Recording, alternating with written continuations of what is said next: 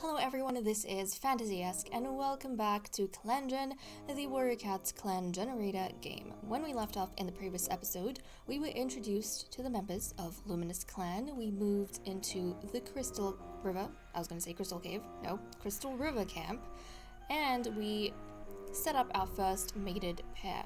This time around, I want to dive into the cat list, take a look at what the cats are up to in camp, and then we're going to send them out on patrol.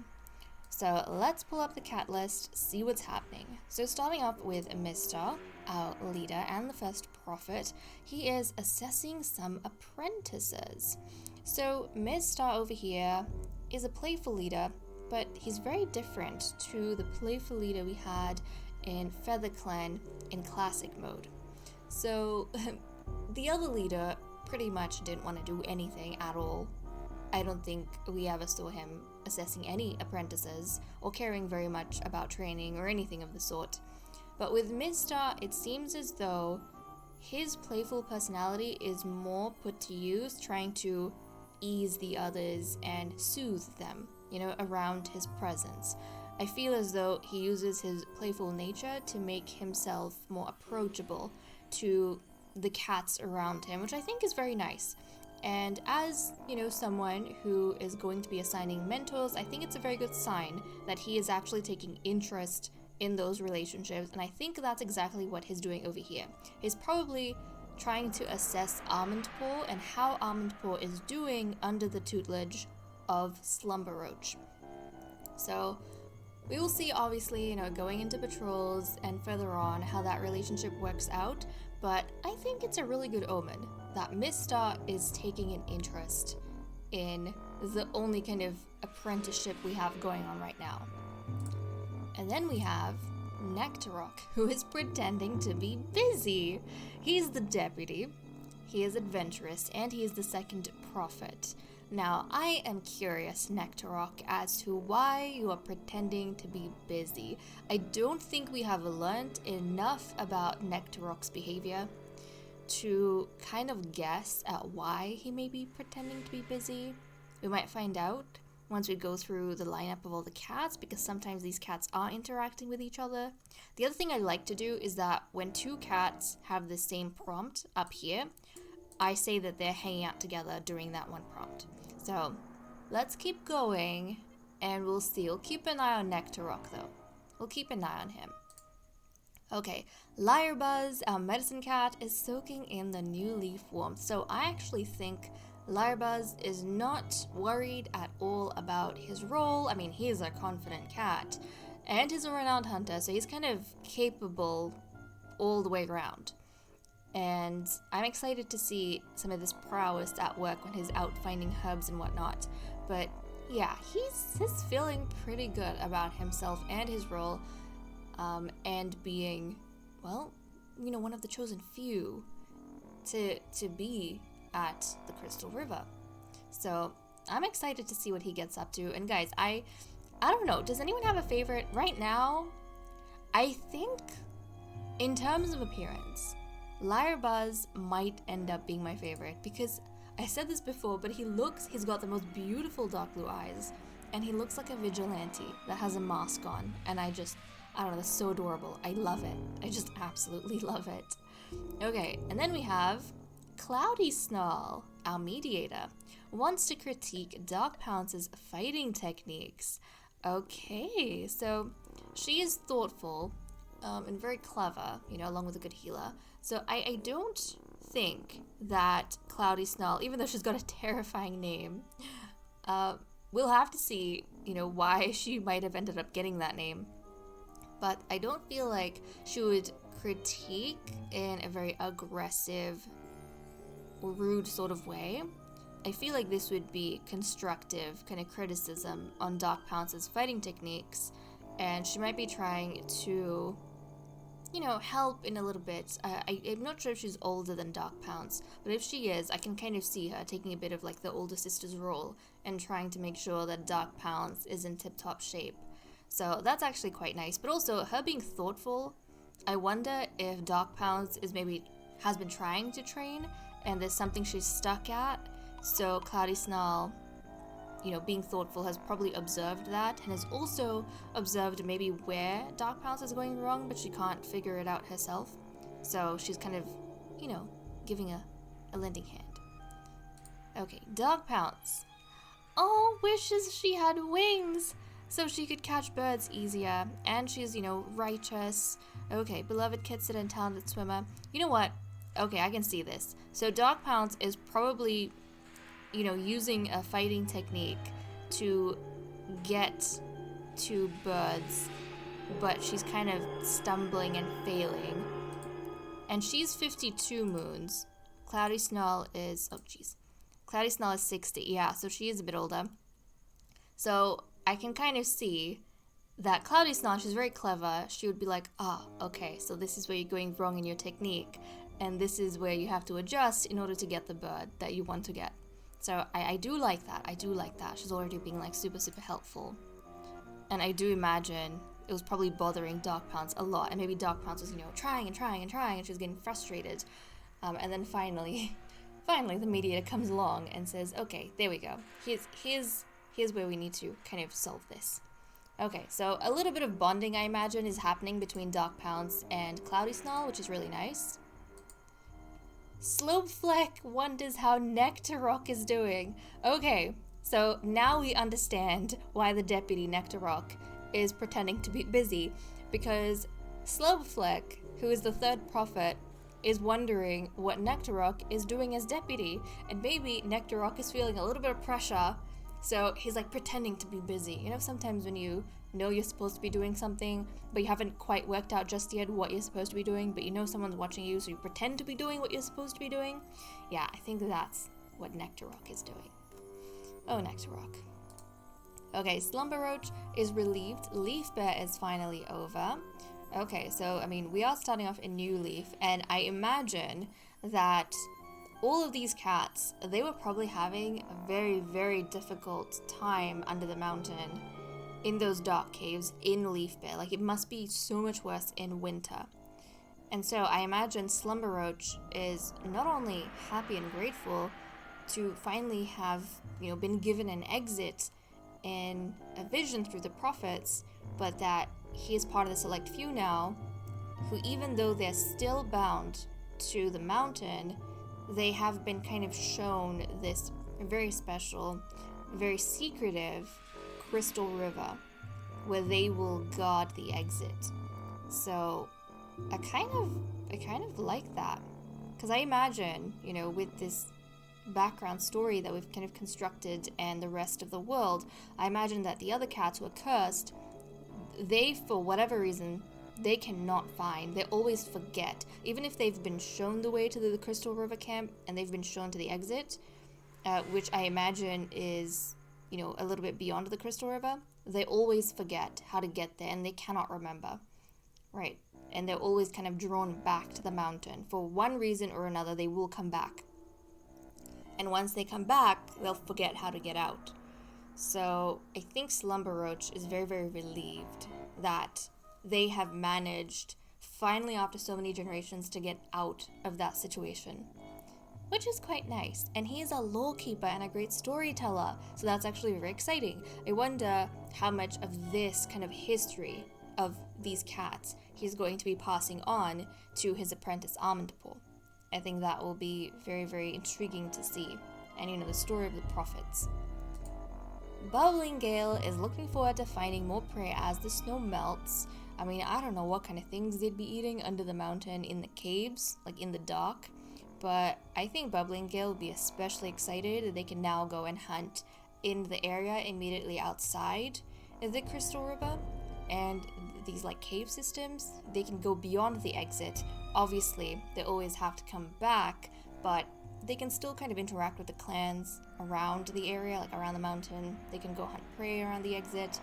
And obviously that also means they'll come into contact with, two legs. So, it's very, very intriguing. Grey Swipe is appalled that a clanmate is blatantly lying.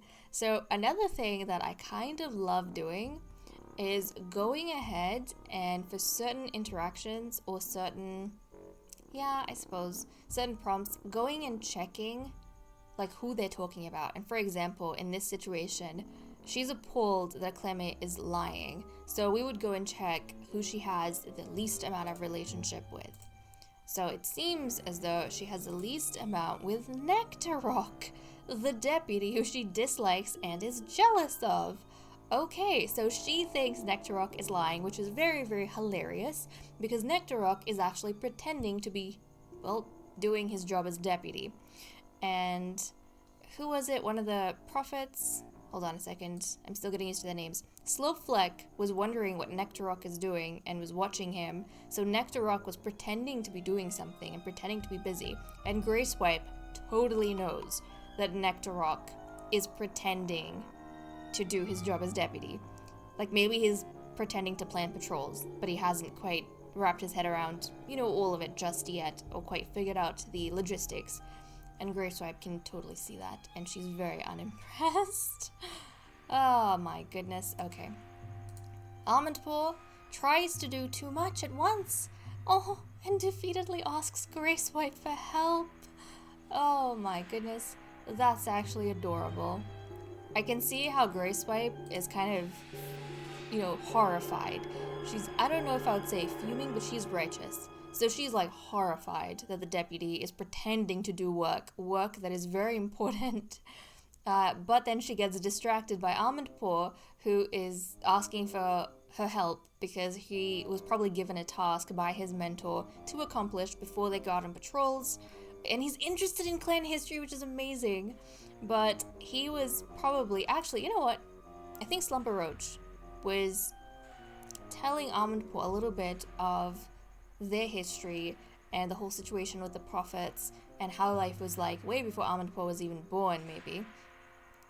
And Almondpaw, being interested in all of that, is trying to remember all this information, but it's kind of hard to memorize on his own.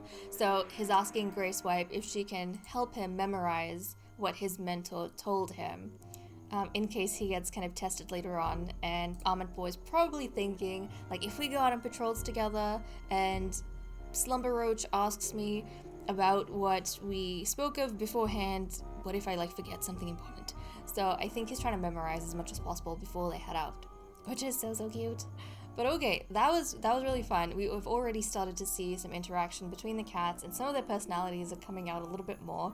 I'm very, very intrigued to see how this is going, to continue. But let's go ahead and send our cats out on patrol, guys, which I am absolutely thrilled about, because I cannot wait to try out the new systems we have with the fresh kill pile, and we have all our nutrition and stuff going on, just everything. I'm excited for everything. So we're gonna go out on patrol, and oh, this is so cool! Our current prey, our needed prey. Oh my goodness, I am way too excited. I am way too excited. First up, we are gonna send the medicine cat, who is Lyrebuzz. Right, we're gonna send our medicine cat out to herb gathering, and then I'll send the other cats out. I'll randomize the patrols, of course. So let's go on patrol. With new leaf budding, that is not what it says.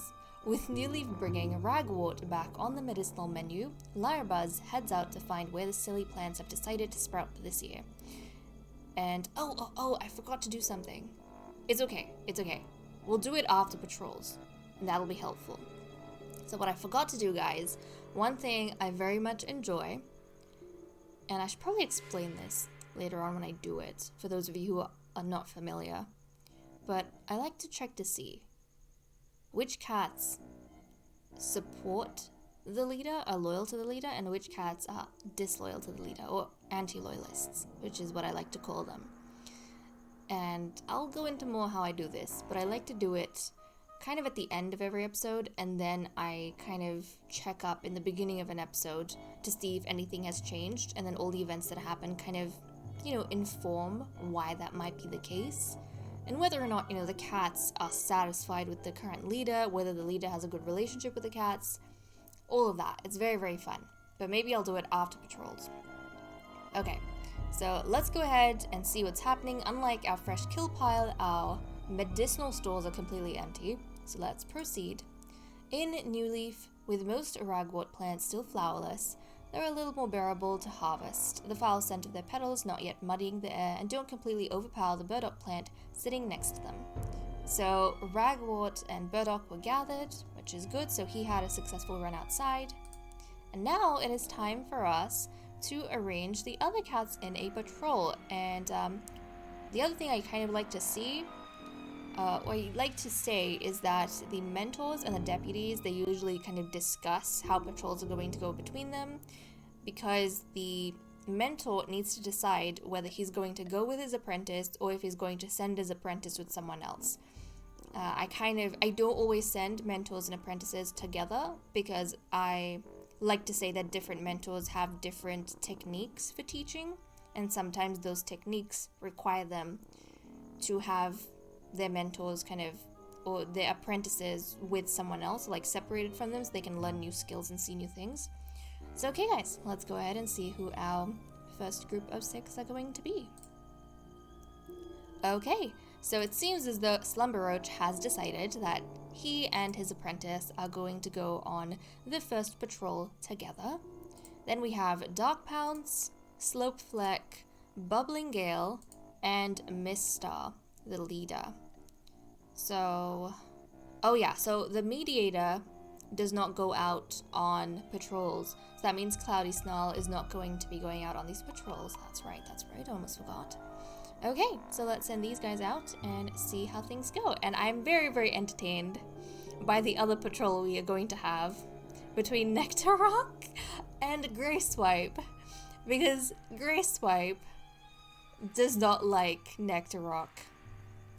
She totally called him out when he was lying about, arranging the patrols, and so I wonder how the interaction is going to go on patrol. Oh my goodness. I eat Nectar Rock out of everyone you could have been with. Okay, let's send the group of 6 out and see what happens here. Okay, the skills we have: caretaking, swimming, law-keeping, storytelling, and mediating. And then the traits we have is righteous, cold, loving, compassionate, childish, and playful. Right, so basically anything could happen. Almond Paw finds a loner offering healing skills in exchange for shelter. Okay, so this loner obviously is going to be one of the Lightless clans, probably a medicine cat in Lightless clan. And whenever we get kind of these interactions where they're trying to come into, or they need temporary shelter from Luminous clan, it is basically going to be us helping to guide the cats to the exit, to and from the exit. That's the way we're interpreting this. Okay, so proceed. The new medicine cat is welcomed into the clan. So Shadowpelt has joined the clan. Your clan's reputation towards outsiders has improved. That also means we did not find any sort of prey. Oh my goodness. Okay. Yeah. Hold on a second. So the new cat that has just come in is Shadowpelt, but obviously Shadowpelt is not going to be staying with us. He is going to be sent out to Lightless clan. So essentially, he was stuck wandering around inside, and this is like what I said beforehand, where we're going to start reconnecting with Lightless clan cats that we have lost connection with temporarily while Luminous clan went to find Crystal River. Now that they have, they're slowly reconnecting with the deeper, darker tunnels where the cats roam, and helping Lightless clan go to the exit. So basically, with Shadowpelt, we didn't necessarily bring him into the clan, but, the exit is beyond the Crystal River. So we helped to guide him to the exit. And then once he is kind of, done with wandering around outside, or maybe once he spends a little bit of time outside, the curse is going to compel Shadowpelt to come back to the Lightless clan, to come back to the mountain. So yeah, that's what's going on over here, basically. Okay, so we had one patrol, and we did not manage to get any prey. Please, Grey Swipe and Nectar Rock, have a decent patrol, have a good patrol, because we need extra prey. Come on, we can do it. We can do it. Oh, okay, I don't think this is gonna go too well. While walking along the border, the patrol notices a Chirp clan patrol renewing their scent marks up ahead. So let's proceed. Once the patrol cross paths, Nectarrock is quick to break the awkward atmosphere with a friendly greeting. The patrols pause to converse a little while, and Nectarrock bringing up a story that, while slightly embarrassing for himself, is entertaining and lighthearted. The patrols part in good spirits. So relations with Chirp Clan have improved. So this was a patrol beyond the exit.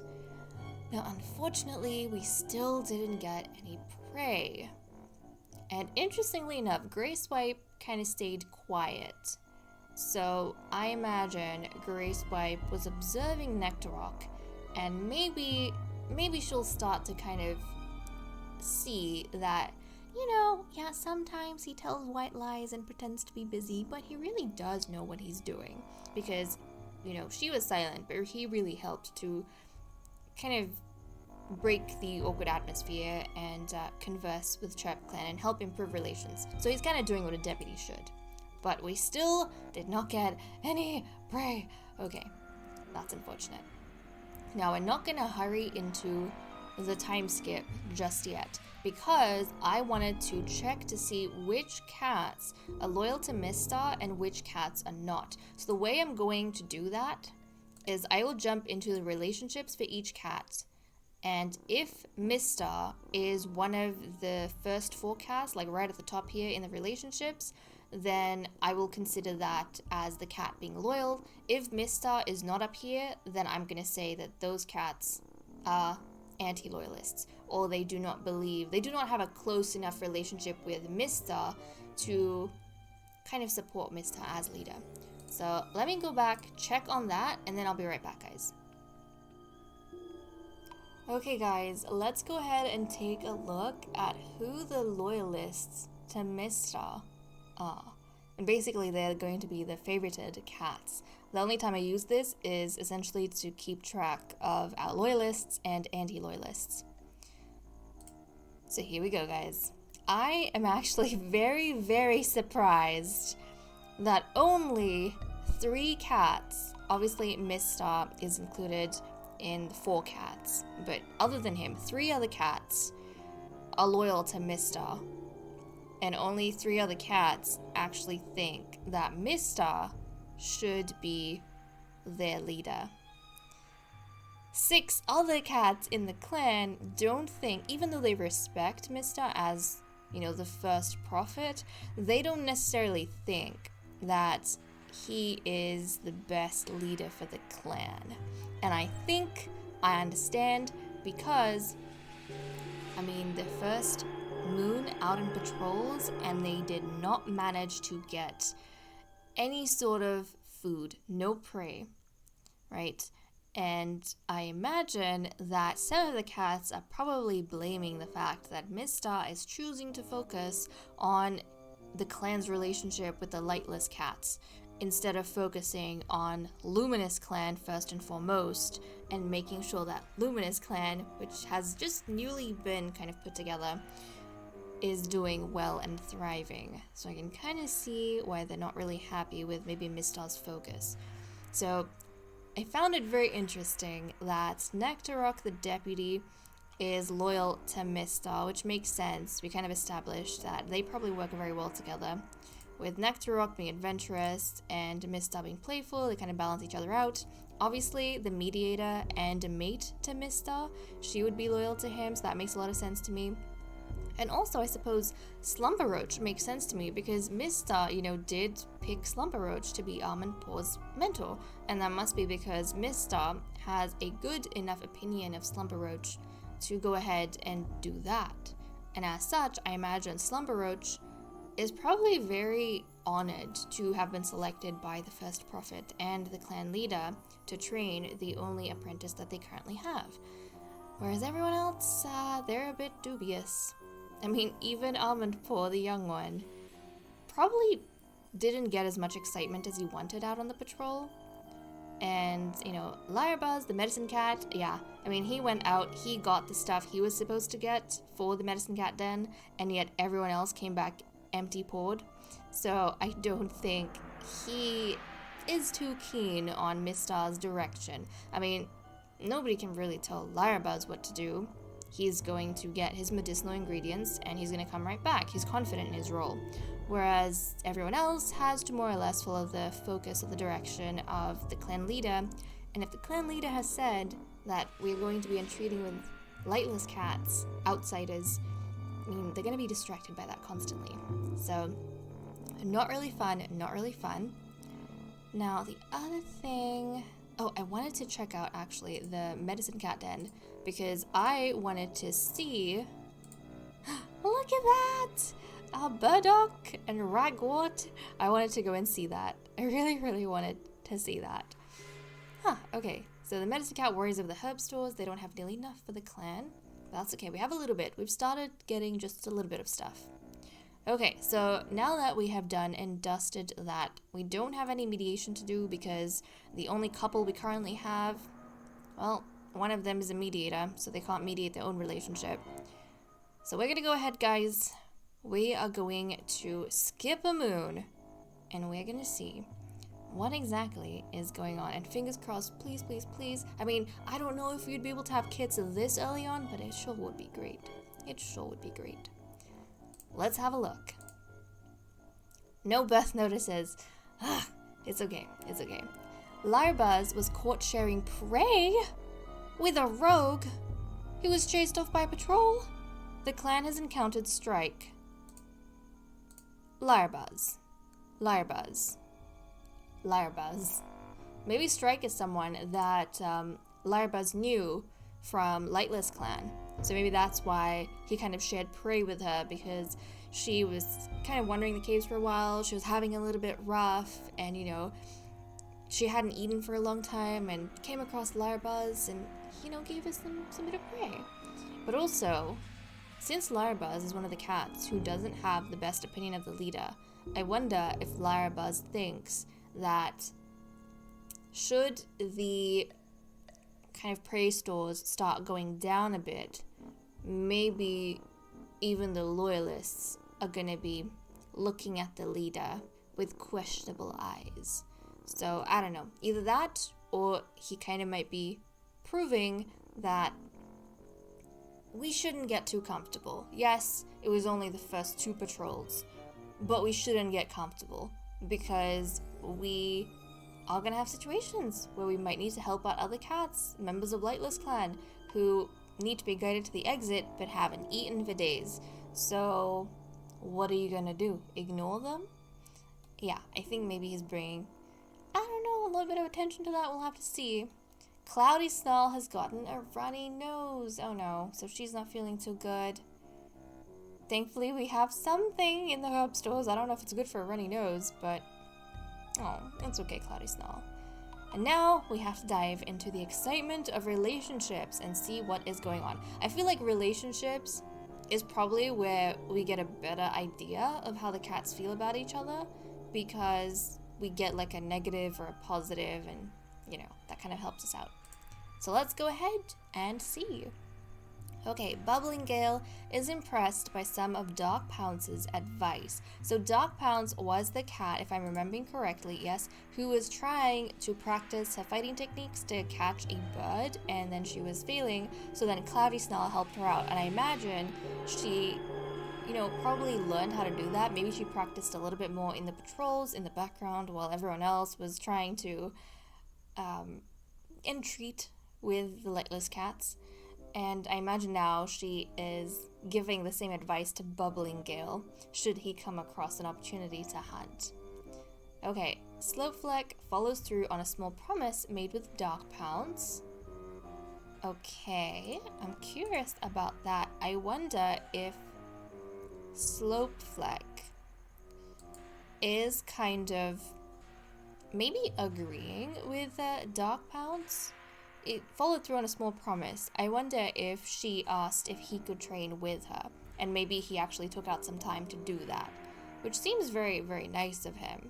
But I really like Dark Pounce's attitude.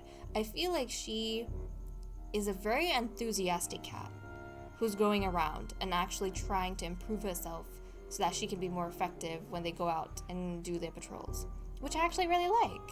Like she's actively doing things. Okay, both Dog Pounds and Almond Paw startle at a clap of thunder. Lyrebuzz tells Dog Pounds romantic stories of old. Okay, so that's kind of nice. Now I wonder, guys, do you think maybe, you know how we were talking about Strike, who was a she-cat that Lyrebuzz came across, and maybe he had known her from his life before?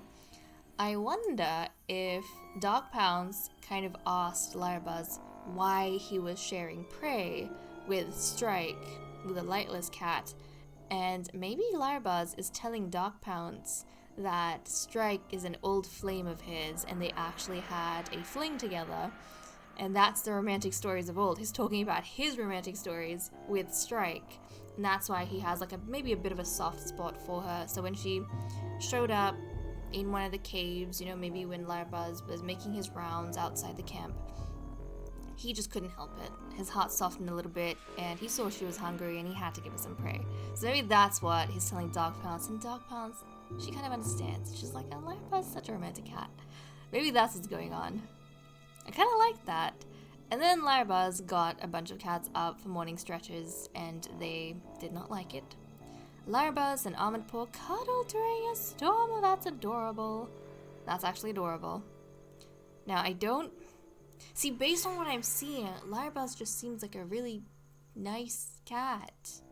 I mean, I don't see him as a cat that is like always nice, constantly nice to everyone around him. No. I see him as a cat who's nice to specific people. Not everyone. And when he's not nice to you or he doesn't like you, he kind of makes it really clear and doesn't shy away from telling people. But so far, with the cats he's been interacting with, it's kind of like, it's hard to win Lyrebuzz's affection, but when you do, he treats you really well. So, it's kind of adorable. Okay, Slumberroach overhears Miss Star saying something nice about him. Oh, of course he was. Miss Star is probably really happy the Slumberroach kind of supports him as leader, and he's probably really happy with the way Slumberroach is going about his training thus far. Especially because Slumberroach, you know, was telling Almond Paw stories of old and the clan history, so yeah, no doubt the clan leader is very pleased with that. Okay, Miss Star listens to Cloudy Snarl's big plans for the day. Oh, that's so cute, because these two are mates, so I really like seeing interactions happen between the mates. Now, it's also adorable because Cloudy Snarl actually has the sniffles. Oh, she's got the sniffles and she's snarling. I can imagine her, despite the sniffles, you know, just snarling at Miss Star if he says that she has to stay in the den and recover. She's like, no, I have big plans for today. I'm gonna go out and do it all. And Miss Star's just like, okay, whatever you want, honey. So that's really cute. Miss Star, Slopeflake, and Gracewiped had a nice talk while eating. Okay, this is very interesting. So the first prophet, the third prophet who stepped down, Slopeflake, and Gracewiped are having a nice talk while eating. I wonder if they're discussing the deputy. Only because Gracewiped is there. Okay, Miss Star isn't afraid to ask Slumberroach a difficult question. Almost forgot pronunciation. There we go. So that's actually quite nice.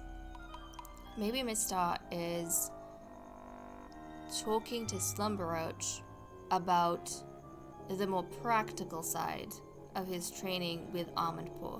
Like, yes, he's telling the clan stories and everything, which is great, and the clan history, but it's also important that the youngster gets some good exposure. Get some good exposure to the physical aspects, like hunting and such. So maybe Miss Star was asking Slumberroach, like, do you have any plans for that? And he didn't feel awkward about putting Slumberroach on the spot. And apparently, Slumberroach responded well. So that's good. Okay, even though Almond Paw is a respectable clanmate, Cloudy Snarl can't help but think he might be up to no good. Oh. I wonder why Cloudy Snarl feels this way about Almond Paw. I'm very, very curious. What was he doing beforehand? I mean, Almondpaw and Larabuzz were cuddling during a storm. I don't know, guys. I don't know, we'll have to keep an eye on that. Cloudy Snarl and Almondpaw. She's suspicious of Almondpaw, the apprentice. And then the Cloudy Snarl admires how brave Almondpaw is. So, maybe Cloudy Snarl was being suspicious, and she thought that Almondpaw was up to no good. But then Almondpaw? Yes, powwow. But no, Almondpaw went ahead and did something really, really brave. Interesting. So she's going back and forth on that. Do you think Almondpaw is misunderstood, perhaps? Or is Almondpaw just maintaining his cover in front of a very suspicious Cloudy Snarl? I mean, what is Almondpaw's personality? He's cold. So actually, who knows? Maybe Almondpaw could be up to no good. Maybe he could be up to no good. Because he's not the type of cat who very much cares for other cats or cares for other cats too easily. And so, maybe he's just doing this to kind of get Cloudy Snarl off his back. Because he doesn't want her to go tattling off to someone else. We'll have to think about that. Grey Swipe's advice is more helpful than Almondpaw expected. Okay, so Almondpaw is going over to Grey Swipe. Grey Swipe. I wonder what she advised him on. And it's very helpful to him. So he's having kind of like a different sort of interaction or relationship with the different female cats that we have, the she cats. Okay. And I feel like Grey Swipe I wonder if Almondpaw noticed that Cloudy Snarl is getting suspicious, and then he started wondering, wait, are the other clanmates getting suspicious? So he's going out of his way to get help from the other clanmates, and actually, I'm pretty sure in the last moon, we saw him get help from Dark Pounce as well. Or was it Grey Swipe? No, it was Grey Swipe. Hold on a second. It was Grey Swipe. He was getting help from Grey Swipe. That's right. She was suspicious of Nectarock, and then Almondpaw distracted her by getting help from Grey Swipe. So he went back to her for more help. And she actually gave pretty helpful advice. But yeah, I wonder if from Almondpaw's point of view, he's thinking that I should improve my relationship with the other cats. And you know how he said Almondpaw was trying to distract Grey Swipe from paying too much close attention to the deputy? I wonder if Cloudy Snarl feels like Almondpaw is trying to cover up for the deputy. But like, why would he try and cover up for the deputy? Unless they have a really close relationship, which I'm not sure about. I mean, if anything, wouldn't he be close to his mentor? Something for us to think about. Questions are good, guys. Questions are good. Grey Swipe offers to groom a hard-to-reach place for Slopefleck, who thanks her earnestly. Okay, so it seems as though, unlike the second prophet, Grey Swipe, or, well, we should say, unlike the first and second prophet, Grey Swipe seems to have some respect for the third prophet, Slopefleck, because she's actually helping him groom. Okay, we'll have to note that. So she doesn't think too highly of the first and second prophet, but she does for the third prophet. Okay. Nectarock swears that Bubbling Gale stole something from his nest. Nectarock, are you accusing Bubbling Gale of stealing something from your nest? Oh, that is not very good. Some of the cats have already started looking at you suspiciously. I mean, only Grey Swipe, to be honest. Only Grey Swipe. But I don't know. Bubbling Gale is, he's compassionate. Like, why would he steal anything from your nest? You're adventurous. If anything, I feel like you misplaced it. And you're just blaming Bubbling Gale because he can't really stand up. Or maybe he won't stand up for himself. Are you treating Bubbling Gale like a bit of a pushover? I hope not, Nectarock. I hope not. Oh, Bubbling Gale won't tell Nectarock what he finds so funny. You know what? I think this is what's happening. Nectarock is like going out, He's going off his head, blaming Bubbling Gale for stealing something. But Bubbling Gale probably saw Nectarrock walking around with that thing while he was absent-minded and saw him place it somewhere and then forget about it and then go back and see it wasn't there and then blame Bubbling Gale for being in the area. But Bubbling Gale saw everything, so he's laughing, but he won't tell Nectarrock because Nectarrock is already so wound up. But I think that's what's happening. So these two apparently don't get along. Slumberroach accidentally hurts Slowflag during an argument between them. Oh no. So Slumberroach argued with the third prophet about something. Oh no, and he accidentally heard the third prophet. That would definitely be looked down upon, Slumberroach, because it doesn't matter how you feel about the prophets, you have to treat the prophets well. I mean, the 3 prophets that we have are very important, and the whole reason you are in the Luminous clan. So, I think you gotta be careful, Slumberroach. You gotta be careful. Okay, Slopefleck, Larbuzz, and Darkpounds took a sunbath and had a little small talk, which is good for them. Oh, and actually, yeah, I can kind of see that Slopefleck maybe went to Larbuzz after he got hit for, you know, a little bit of help. And Darkpounds was kind of there to comfort him, so that's kind of nice. They took a sunbath, had a little bit of a small talk. And this is sunbath, I imagine, beyond the exit. Oh, okay. It's okay, Slowfleck. And Slowfleck had a fight with Almond Paw about what? About what? Actually, never mind. I know exactly what. So, yeah, Slowfleck unfortunately got hit by Slumberroach in an argument, and then, he went to get help from Larbuzz and Darkpounds was there, and Almond Paw probably got annoyed that his mentor, Slumberroach, is kind of being seen as a troublemaker, when maybe he had a kind of valid reason for arguing with Slowfleck, but also it was an accidental thing. He accidentally hit the third prophet. But Almond Paw is kind of cheesed off that now people are going to start looking at Slumberroach a bit sideways because he hit one of the prophets. So he's trying to defend his mentor, and that's why he's fighting with Slowfleck. Yeah, I can kind of see that. Okay, it seems as though that's all we have for the events and the relationships this time around. And I think we are good to kind of wrap up with the cats. Oh, also, age-wise, Almond Paw is 11 moons. That means in the next moon, he's actually going to become a warrior, which is very exciting. And I actually have gone ahead and set it so that I have disabled experience-based apprentice graduation, so all apprentices will graduate at 12 moons. Yes, please. Yes, please.